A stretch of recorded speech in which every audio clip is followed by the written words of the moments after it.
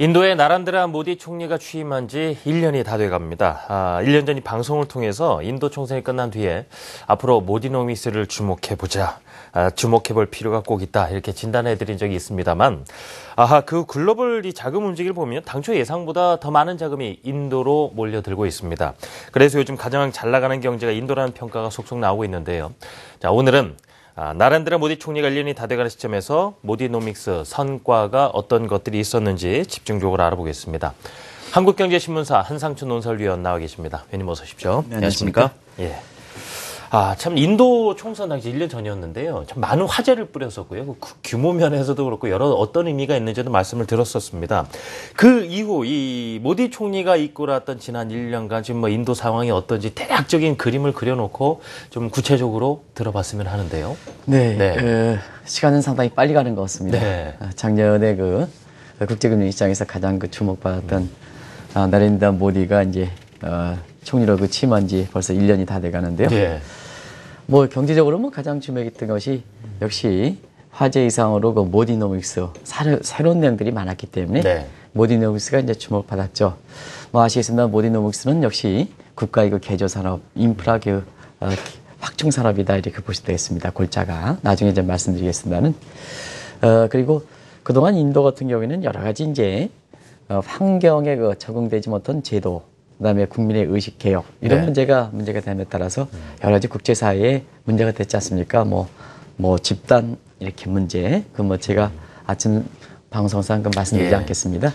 그런 문제들이 인도의 경제가 상당히 좀 어렵게 되고 또 그런 바탕에 있어서는 정치 문제, 후진성 이런 것이 사실 2차 세계대전 이후에 집권당을 형성했던 간디 네루 체제의 장기 집권 속성 과정에서 나오는 배타적 문제이기 때문에 모디노믹스 같은 경우는 정치제적 개혁에 아주 주력했거든요. 네. 그래서 양대 체제를 했는데요. 그래서 지난 1년 동안 가장 주목받은 것이 역시 모디노믹스가 아니냐 이렇게 보는데요. 성과적인 측면에서는 나중에 이제 구체적 수치 가지고 말씀드리겠습니다는 성과적인 측면에서는 그렇습니다. 우리가 보면 이렇게 모디노믹스 이 저널리즘 용어로 모디노믹스, 초이노믹스, 리코노믹스, 아베노믹스, 오바마 대통령의 이런 노믹스에서 저는 이걸 붙이는 걸 굉장히 싫어합니다는 이런 것 중에 아마 성과적인 측면에서도 가장 성과가 큰 것이 사실상 모디노믹스가 아닌가 이렇게 보고 있습니다. 그래서 보통 이 노믹스 하면 초창기에는 굉장히 관심을 보이다가 나중엔 흐물흐물 되지만은 시간이 가면 갈수록 더 관심을 갖고 있는 것이 역시 모디노믹스가 아닌가 생각하는데요. 지난 1년 동안 기대 이상으로 성과가 보다 보니까 이후에도 더 모디노믹스에 대해서 관심이 되고 있는 것이 사실 취임 1주년을 맞는 인도의 경제정책의 모습이다 이렇게 보겠습니다.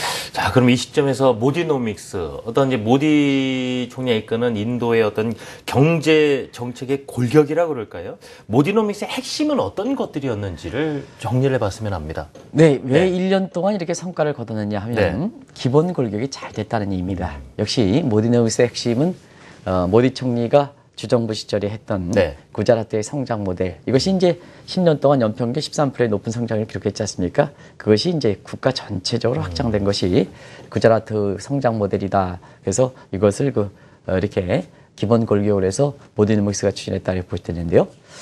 자막을 보고 하겠습니다. 이 대목은 굉장히 지금 한국 정부에 굉장히 시사점을 던져주기 때문에 한번 보겠습니다. 가장 기본이 친기업 정책입니다.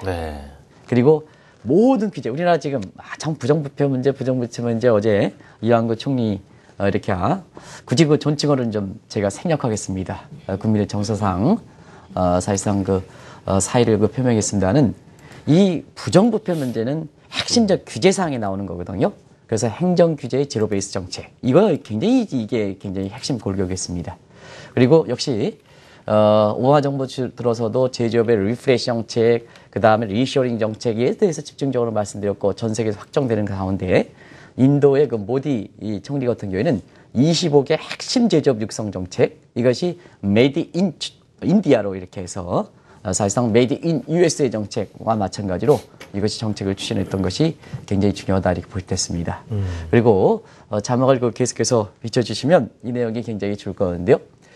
해외 기업을 적극적으로 유치했다는 얘기입니다. 네. 내부적으로 개혁이 어렵기 때문에 외부 충격, 샥 세러피 방식으로 해서 외부적인 기업을 적극적으로 유치해서 대내 개혁을 유도하고 무엇보다도 청년의 고용 문제에 신경 썼던 것이 우리 정부의 지금 박근혜 정부의 굉장히 시사점을 던져주는 겁니다. 그러면 이것을 총괄적으로 보면 역시 정부의 인터벤션, 간섭보다는 시장을 중시한다. 시장을 중시한다는 건 뭐냐? 개인의 창의와 기업가의 정신을 굉장히 중시한다는 얘기입니다. 그리고 빅 가먼트보다 큰 정부보다는 작은 정부를 정했다. 이렇게 보시면 되겠고요. 그리고 무엇보다도 인도 사람들 같은 경우는 굉장히 수학적 능력이라든가 이런 분이 뛰어나기 때문에 사실 자국 국민이 갖고 있는 가장 강점을 발휘하도록 이 모디 총리가 이렇게 경쟁책에 흡수했다는 얘기인데요. 네. 그게 가장 좋은 것이 수학적 능력이라든가 IT 능력이라든가 이런 걸 포함해서 인도 국민들이 갖고 있는 가장 강점인 창의력을 고양시키는 이런 문제가 사실상 모디노믹스가 1년 정도 이렇게 지나면서 성과를 갖고 지금 모든 데서 인도를 주목하고 있는 상황이거든요. 네. 그런 각도에서 보면 한국 정부의 상당히 좀 시사점을 많이 던져주지 않게 되는 나중에 좀 비교적으로 해야겠습니다. 초이노믹스랑 비교를 해보겠습니다는 이 대목이 결국은 인도가 주목받는 요인이다 이렇게 보겠습니다. 네. 자, 이 인도 이 모디 정부가 출범한 지 이제 1년이 됐는데요. 글쎄 나라의 경제의 어떤 틀을 바꾸는 1년이면은 참 상당히 짧을 수도 있는 기간인데요. 그 성과를 본다고 했을 때 예상 외, 기대 이상 좋았다 이런 평이 많습니다. 네, 보통 이제 신흥국에서는 경제정책을 추진하고 이렇게 모디노믹스든 러코노믹스든 추진할 때 지금 진행자께서 좋은 그 지적을 했습니다는 정부의 시그널에 대해서 국민들이 레스폰스하는 이 타임랩이 상당히 길기 때문에 쉽게 정책의 성과를 나지는 않습니다. 보통 시간을 갖고 이렇게 가거든요. 선진국 같은 경우에 시스템이 정비돼 있고 그다음에 훈련이 국민들이 잘 돼 있고 마켓이 잘 작동되기 때문에 사실상 정정책을 피우면 효과가 좀 시차가 짧은 상태에서 효과가 바로 나거든요. 그런 각도에서 보면 지난 1년 동안에 사실 그 모디노믹스의 성과는 굉장히 혁혁했다 이렇게 볼 수 있는데요. 그러다 보니까 자연스럽게 국제사회에서 취임 1주년 이렇게 되면서 굉장히 아주 환영하는 기색이 지금 벌써부터 나오고 있죠. 취임은 5월 달에 했는데요. 그러면 왜 그러냐 하는 것을 구체적 수치를 보겠습니다. 여기 신흥국에서는 가장 중요한 것이 국제사회 신뢰를 보면 외국인 직접 투자 자금, 포트폴리오 자금은 경제에 기여하는 정도가 적습니다는 외국인 그 직접 투자 자금이 굉장히 중요한데요. 한번 보겠습니다. 수치를 보고 하겠습니다. 자막 보겠습니다. 그래서 자꾸 이제 자막이 같은 자막 자료화면이 돌아갑니다는 그것보다는 우리 시청자분께서 이 자료가 더 중요한 게 아닌가 생각합니다. 그래서 외국인 직접 투자 자금 같은 경우에는 한국은 지금 외국인 직접 투자 자금이 굉장히 정치돼 있다. 그 시청자 여러분 한번 이렇게 혼란스러운 것은 증시에 들어오는 것은 포트폴리오 자금입니다. 한국에 지금 들어오는 외국인 자금 같은 경우는 포트폴리오 자금이 주가되는데 이거는 우리나라의 그 경제라든가 부가가치라든가 고용 창출이라든가 이런 게 크게 기여하지 않습니다. 근데 인도 같은 경우는 외국인 직접 투자 자금이 집중 정도로 들어온다 이렇게 볼 때 있고요. 경제 성장률을 보겠습니다. 경제 성장률적인 측면에서 보면 성장률이 작년 2분기 이후부터 성장률이 많이 좀 올라가는 이런 그 배경이 되거든요. 여기 이제 자막에 나오겠습니다. 성장률이 작년 2분기에 6.5% 기록해서 그 다음에 3분기에는 8.2%, 4분기에는 조금 3분기에 대한 베이스 백 때문에 그렇습니다. 이게 성장이 떨어지는 게 아니라 7.5%. 그리고 시청자 나가시겠습니다는 이 도매물가 증결이 제조업 증시할 때는 굉장히 중시하거든요. 이것이 작년 초에 7.5%에서 지금은 0%로 상당히 기업들의 생산 코스트가 굉장히 떨어지는 거로 이렇게 아실 수 있을 겁니다. 결과적으로 보면 인도의 핵심 강점 산업일수록 생산 코스트 증대하고 경쟁력 개선됨에 따라서 국제적으로 보면 여기에 대한 그 좋은 평가가 있는 겁니다. 그러다 보니까 세계 3대 신용평가사, 특히 미국 기관들이 유럽의 피치사들은 3대 기관 중에서도 영향력이 낮거든요. 그런 측면에서 보면 가장 영향력 있는 미국의 무디스와 그 다음에 금융위기에 가장 활발하게 신용등급과 전망을 조정하는 스탠다드 푸어스가 어떤 입장을 보이느냐가 3대 평가사 중에서도 가장 주목하는 사항이거든요. 그런 각도에서 보면 이런 그 무디스라든가 S&P 같은 이런 미국의 이렇게 신용평가 계열수록 인도의 신용등급을 실제로 조정했고 작년 9월 달에 그리고 전망도 이번에 조정하는 모디스 같은 경우 이렇게 전망하는 세계 3대 평가사대 등급 전망이 계속해서 잇따르고 있다 이렇게 보여졌습니다. 자, 그만큼 여건이 좋아졌고요. 금융시장도 급속히 안정세를 찾다 보니까 인도로 그야말로 사람과 기업과 돈이 몰려든다 이런 얘기들을 나눴었습니다.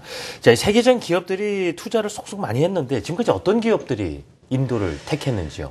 이제 세계적으로 네. 지배력이 강한 네. 영향력이 강한 글로벌 기업들이 어디에 중점을 두느냐 이게 이제 중심권이 이용된다는 얘기거든요. 네. 그러면 이제 그동안은 중국 중심으로 갔지 않습니까? 근데 중국이 지금 생산 코스트가 굉장히 증가하고 있습니다. 뭐 인건비 올라갔죠. 네. 그 다음에 금리 올라갔죠. 뭐 정책 금리는 떨어지더라도 대출 금리라든가 이런 부분이 외국인에선 차등 적용한다는 얘기입니다. 매력도가 확실히 떨어졌습니다. 그렇습니다. 우리가 시청자 여러분 아시겠습니다는 네. 중국의 그 예금 금리라든가 대출 금리 내렸다. 당신은 왜 그렇게 얘기하냐 하면 중국은 외국인과 내국인의 예금 금리 대출 금리 차등으로 예. 그러니까 미시경제학에서는 가격 차별화 정책과 마찬가지로 그래서 실질적인 외국인에 대해서 한국인이든가 이런 데 대출 금리가 접근하기도 어려울 뿐만 아니라 예. 금리 자체가 이렇게 내리지 않고 있다 이렇게 보여졌습니다. 이런 거에서 중국이 생산 코스트가 상당히 증가해서 경쟁력이 떨어짐에 따라서 지금 대부분 이렇게 글로벌 기업들이 인도로 몰리고 있다 이렇게 보여졌는데요. 여기 한번 보겠습니다. 이건 대표 기업만 얘기하겠습니다. 나머지 기업들은 뭐 다 아시겠습니다. 미국의 아마존, 뭐 IT 전자상거래 가장 높죠. 그 다음에 월마트, 소비자 이런 시장이 가장 네. 크죠. 그 다음에 폭스바겐, 독일의 그 자동차 이런 세계에서 대부분 글로벌 지금 가장 잘 나가는 경제, 가장 잘 나가는 기업일수록 네. 이 의미가 있는 겁니다. 가장 잘 나가는 국가에 잘 나가는 기업일수록 인도를 투자한다. 못 나가는 기업에 못 나가는 기업도 투자를 하지 않을 뿐만 아니라 그게 들어간다 하더라도 그렇게 의미를 부여하지는 못하고 있는데요. 네. 지금 세계에서 가장 잘 나가는 국가에 잘 나가는 기업들이 인도에 간다. 이렇게 보시면 됐습니다. 그런 각도에서 지금은 사실 인도가 기업적인 차원에서 아까 진행자분이 말씀드린 것처럼 작년 같은 경우는 돈도 들어가고 기업도 들어가고 금융사도 들어가고 최고 책임자도 인도 총리를 가장 만나자고 하는데요. 네. 시간이 가면 갈수록 돈, 그다음에 금융사 최고 책임자 이거 이외에 기업들이 그것도 세계에 선도하는 기업들이 들어가는 거기 때문에 모디노믹스에 대해서는 지난 1년보다도 앞으로가 더 주목받고 기대를 받고 있는 상황이다 이렇게 보여졌습니다. 네, 이 앞서서 이 모디노믹스의 어떤 핵심에 대해서 정리를 해주셨는데요. 워낙 또 일부 급진적인 정책들이 섞여 있다 보니까 이거 너무 빠른 거 아닌가. 인도 경제에 자칫 커다란 혼란을 줄 수 있겠다. 이런 시각도 분명히 있었거든요. 우리가 이제 네. 국내에도 지금 뭐 부정부패 척결하겠다 하는 네. 문제로 해서 굉장히 시끄럽지 않습니까? 사실 개혁이든 부정부패 척결이든 본인부터 깨끗해야 됩니다. 본인부터. 이게 본인부터 깨끗하지 못하고 강도 있게 들어가면 저항 세력이 상당히 많고 그다음에 그 저항 세력을 뚫느냐 못 뚫느냐 할 때는 본인이 자초한다 이렇게 보시됐습니다. 지금 우리나라에 그 아주 시사점을 던져주죠. 네. 본인부터 깨끗하지 못한 상태에서 드라이버 시키면 본인이 당한다 하는 그런 식인데요. 인도의 같은 경우에는 그런 측면에서 급진적인 이런 개혁을 추진하고 있는데요. 역시 인도가 제2차 세계대전 이후에 내루와 간디 체제이기 때문에 이게 미정비적 추진에서는 개혁과 구조적 성과를 이루지 못합니다. 워낙 이 벽이 크기 때문에 그런 측면에서는 1년 동안 아주 급진적인 이런 개혁을 추진할 수밖에 없다. 그러면 그동안 뭐 정치 체제든 아니면 국민의 관습이든 기업의 관행이든 네. 법제든 간에 환경에 이렇게 상당히 정화하지 못한 점을 감안해 볼 때 사실상 단기에 급진적으로 추진하면 어떤 상황이든 간에 저항감이 있을 수밖에 없다. 그러면 이 저항감에 사실상 벽에 부딪혀서 그냥 죽느냐 아니면 이걸 뚫을 수 있느냐 이것이 이제 국제사회의 신용등급 평가라든가 인도에 대해서 내가 투자할 때는 3년 이후에 투자 회의 기간이 나오는데 네. 이걸 될 것이냐 하는 측면에서 보면 역시 이 나헨드라 모디라는 사람이 구자라트 성장 모델에서 사실상 이분에 대해서는 제가 그런 말씀드렸지 않습니까? 제가 인도 대우의 국민차 모델 이렇게 하면서 인도의 에스페로 모델을 할 때 이분에 대해서 사실상 그때도 화제가 된 적이 있거든요. 뭐 버스의 토큰 장사라든가 이런 쪽에서 굉장히 좀 아주 그 사심이 없는 개혁 성향의 구자라트 네. 성장 모델을 이끌었고 지금 보면 본인 자신이 깨끗하기 때문에 확 밀어붙인다는 얘기거든요. 그리고 그 본인 자신도 퍼낼 수 있는 이런 능력이 있고 그 다음에 깨끗하니까 어떠냐면 국제사회에서는 지금 뭐 급진적인 성향에 있어서 저항감이 많이 나오지만 네. 종교적 측면이라든가 정치적인 체제 측면, 왜 그러냐면 종교적 측면에서는 간다라 미술, 그다음에 정치 체제에서는 네로와 간디 체제, 그리고 인도는 개혁과 구정이 어려운 신분제도, 카스제도가 있습니다. 그럼에도 불구하고 이것을 돌파해 나가지 않겠느냐 하는 시각이거든요. 그런 각도에서 지금 상태에서는 이러한 국제사회에서는 많은 저항을 추진해 봤지만 이걸 극복할 수 있는 기본 여건을 갖춰 있기 때문에 사실상 성공할 수 있다 해서 1년 전에도 그랬습니다. 주의 개혁은 단기간에 이룰 수 있지만 네. 국가의 개혁은 좀 시간을 갖는다. 그래서 우리가 그때 당시에도 모디노미스 이렇게 할 때 좀 시간을 갖고 인도를 지켜봐야 된다는 얘기를 말씀드렸지 않습니까? 그런 각도에서 국제사회에서는 상당히 긍정적으로 평가하고 있다. 네. 이렇게 보시면 되겠습니다. 한 가지 좀 말씀드리면 지금 인도 같은 경우에는 개혁을 추진해서 대내적으로 개혁을 이렇게 성공해가는 이런 모습을 보이고 있습니다는 이 세계적으로 보면 글로벌 기업들이 들어갈 때 가장 중요한 것이 회계제도거든요. 조세체계. 그래서 뜻하지 않게 그 조세체계가 상당히 복잡한 이런 점인데요. 왜 그러냐면 인도에 직접 가보면 28개 행정주로 되어 있습니다. 28개 행정주의 조세체계가 사실상 상당히 복잡하기 때문에 경우에 따라서는 한 개주 다른 개주가 통합이 안 되는 측면이 있어서 이게 아주 상당히 복잡하게 이렇게 보이거든요. 그런 점을 감안해 볼 때 외국 기업들이 이렇게 들어올 때 한 개 주에 대해서 들어오는 것은 특정 조세 체계가 문제가 되지 않으면은 전체적으로 이렇게 들어올 때는 그런 문제가 발생하기 때문에 이게 이제 스파게티 볼 이펙트다 이런 표현을 혼란스럽겠군요. 네, 혼란스럽. 그래서 이 대목이 이제 글로벌 기업들의 가장 그 최대 장애인 요인으로 지적되고 있는데요.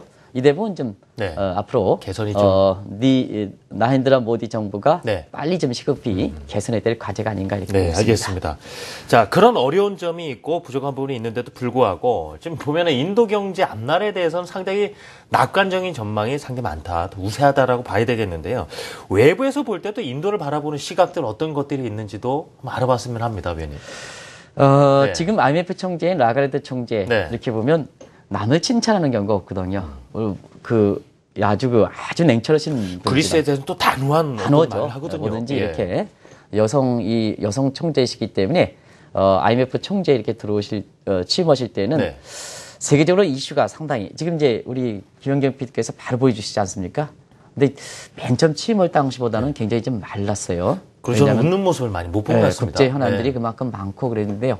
사실상 금융위기에 국제금융시장의 크라이시스 문제니까 국제금융시장의 안전변 역할을 하는 IMF의 최고 책임자께서 사실상 좀 애처로울 정도로 굉장히 좀 마르신 모습인데요. 굉장히 단호하게 일을 잘 처리하고 있다고 보였습니다. 그런 측면에서 어떤 특정 국가를 이렇게 칭찬하는 경우는 없거든요. 뭐라고 칭찬했을까요? 근데 이번에 IMF 총계 연차 총회를 앞두고 세계 경제가 먹구름이 되지만 유일하게 태양이 비치는 국가가 있다 하는 이런 쪽에 이렇게 되는데요. 사실상 그렇습니다. 어제 한국경제TV에 계속 있었으면 저는 아주 이 구름 기둥이 올라가는 걸 봤습니다. 구름 기둥이요? 구름 기둥은 이렇게 내가 이제 종교적 얘기를 하지 않았겠습니다는 사실상 무지개보다도 무지개인가요? 그 빨주노초 파남보 그 무지개보다도 더 큰 행운을 가져온다 이렇게 얘기하는데요. 바로 구름 기둥에 이렇게 표현하는 것이 바로 인도입니다. 그러면 실제적으로 어떠냐 하면 IMF가 이번에 총계 연차총회를 앞두고 발표했던 세계경제 수정 전망치 4월달 우리가 점검했지 않습니까? 여기서 보면 인도가 올해 경제 성장률이 중국을 제칠 것이다 해서 16년 만에 이제 인도가 중국을 제치는 시청자 여러분 이거 제가 이렇게 얘기하지만 이게 획기적 문제 아니겠습니까? 기존의 중국 해서 모조리 중국에 의해서 중국을 잘하는 게 올해인데요. 올해 바로 인도가 중국을 제친다는 의미입니다. 이것이 지금 인도가 주목받는 상황이다 이렇게 볼 때 있고요. 그 다음에 이례적으로 미국의 농무부가 있습니다. 우리나라의 농림수산부인가요? 거기에 이제 해당되는데요. 이 농림부의 경제 예측은 비교적 중장기로 예측합니다. 왜냐하면 곡물과 관련 미국의 농문연도라고 있거든요. 농문연도. 그래서 농문연도와 관련해서 세계의 곡물 수요라든가 이런 거 예측할 때 사실 중장기로 예측하는데요. 미 농무부가 2030년에 구매력 기준이 아닙니다. 그냥 일반 GDP로 세계에서 미국 그다음에 중국에 이어서 3위까지 부상할 것이다 이렇게 보고 있거든요. 이것이 지금 여러 가지 인도의 내부적으로 개혁을 추진하는 과정에서 정상적이 있지만 향후 시간이 가면 갈수록 인도를 더 주목하는 이러한 그 상황이다 이렇게 볼 수 있습니다. 네. 자, 이 각 국가의 한 뭐 경제를 끌어가는 쉬운 일이 아니고요. 그만큼 뭐 성향이라든가 성격, 그 추구하는 목표가 참 뚜렷하지 않습니까? 우리나라 사람들이 비교하는 거는 많이 좋아하진 않습니다. 그래도 모디노믹스와 우리나라의 초이노믹스를 봤을 때 뚜렷하게 이렇게 확연히 구분이 되는 부분들이 있을 텐데요. 예. 네. 사실상 시기적으로 보면은 네. 굉장히 좀 비교하게 돼 있죠. 예. 국제사회에서도 사실 비교하게 돼 있었거든요. 인도의 상황, 네. 그다음에 세월호 이렇게 이 과정에서 사실 작년 7월 달에 최경환 2기 경제팀이 태어났고, 네. 그다음에 5월에 야당에서 단독 정부 구당에서 여당을 지치고 인도가 됐기 때문에 시기적으로 보면 작년 5월, 7월 이렇게 나왔기 때문에 사실상 인도의 그 모디노믹스와 그다음에 최경환 경제팀의 초이노믹스가 이렇게 비교하는 시각이 있다 이렇게 보이 됐습니다. 작년부터. 그럼 이건 좀 자막을 좀 오랫동안 비춰주시기 바랍니다. 네. 자료화면 좀 비치지 알겠습니다. 마시고 이렇게 해서 보면 국제사에서 비교합니다. 어떤 쪽에 차 있을까? 시청자는 판단해 보시기 바랍니다. 자막을 좀 오랫동안 비춰달라 그랬는데 또 이렇게 나왔는데요. 네. 이렇게 해서 그럼 이거는 좀 우리가 한번 좀 생각해 볼 대목이 많은 게 아닌가 생각합니다. 국제적으로 평가가. 자, 모디는 어려울 때일수록 사실상 정부가 좀 인터벤션을 적게 했다는 의미입니다. 그런데 초이노믹스는 좀 비교적 모든 것에 관여를 했다. 빅 가먼트에서 스몰 가먼트, 작은 빅 가먼트의 차이점. 이게 뭐 나름대로 다른 평가가 있을 수가 있습니다. 근데 국제사회 평가입니다. 근데 모디는 어려울 때일수록 구조개혁에 취재했다는 의미입니다. 근데 초이노믹스는 단기 처방적인 이런 점이 물론 이제 4대 구조개혁이라든가 이런 부분이 있습니다는 지금까지 뭐 정책을 낳는 이런 부분이 있다 이렇게 볼 수 있습니다. 그리고 이건 반드시 좋다고 나쁘다고 할 수 없습니다는 모디는 친기업적인 정책을 취했다. 그 다음에 초이노믹스는 친국민적인 정책을 취했다. 이건 경제구조의 GDP 항목에서 그렇습니다. 이건 뭐가 좋다고 얘기할 수는 없습니다. 그리고 모디는 제조업을 강점을 했다. 전 세계가 지금 제조업 퍼지지 않습니까? 제조업에서 고용 창출이 문제가 있는 거거든요. 그래서 뭐냐? 앞서 말씀드린 같이 25개 핵심적인 제조업 분야에 메이드 인 인디아 정책을 취했다 이렇게 보시면 되는데요. 한국 같은 경우에는 상당히 어느 쪽에 중점을 뒀을까 하는 측면에서 시청자 여러분 어느 쪽에 중점을 뒀습니까?